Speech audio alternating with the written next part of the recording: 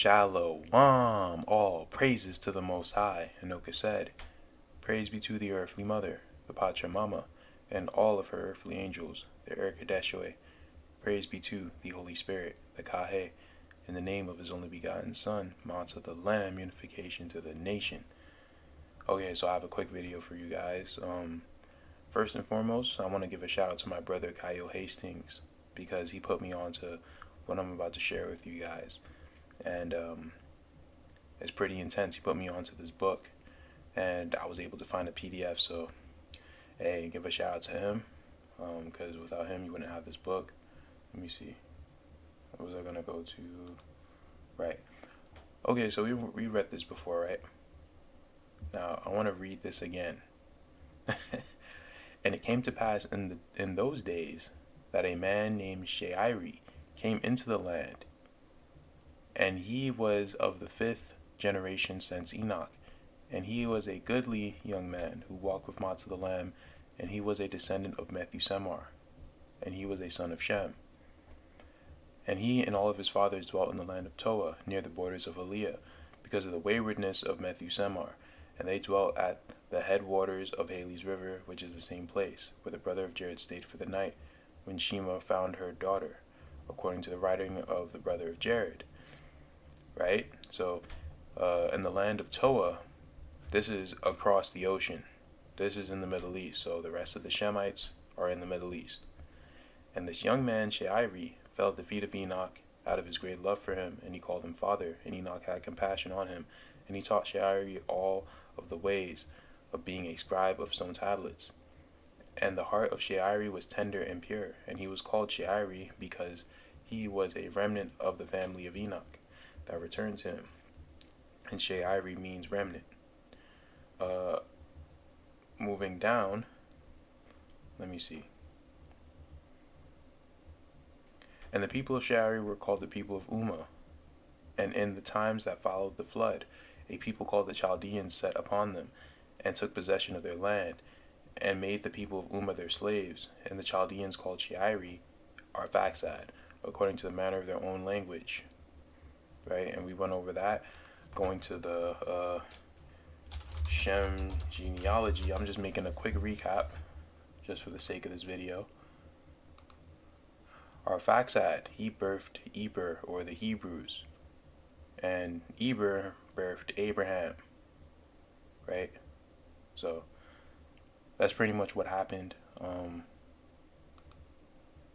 But I came across something, or we came across something while we were chatting, and it was the Shawnee Indians, the Shawanwaki,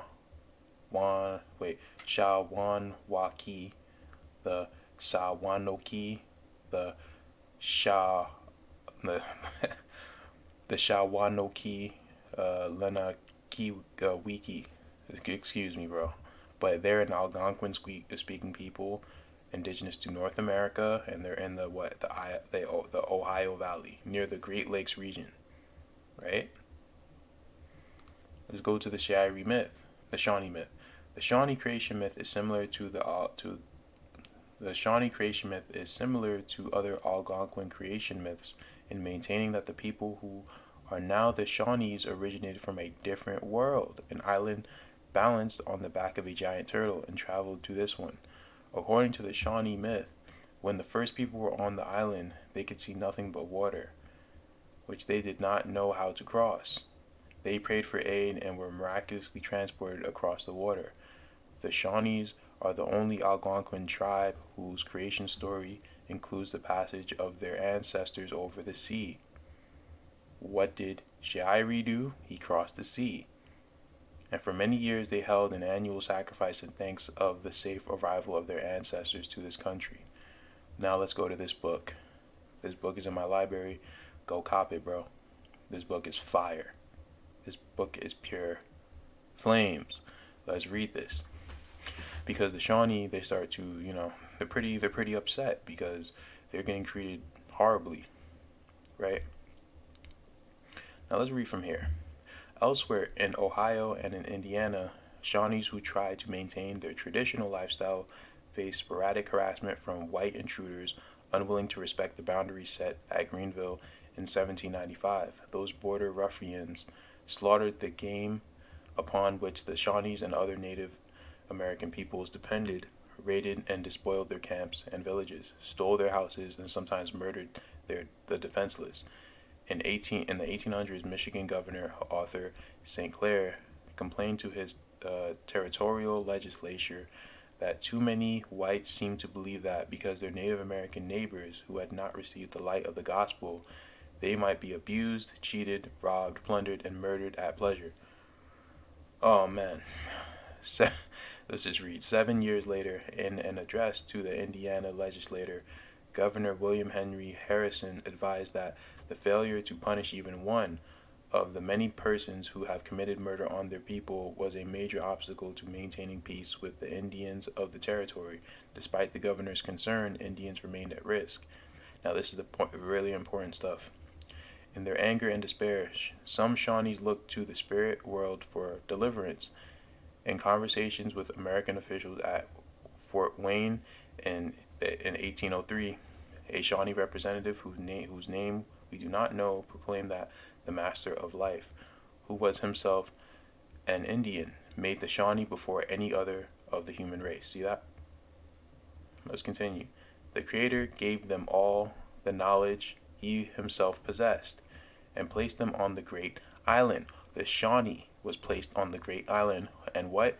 And all other red people are descended from the Shawnee. White people were inferior by nature. The Creator made them from his lesser body parts.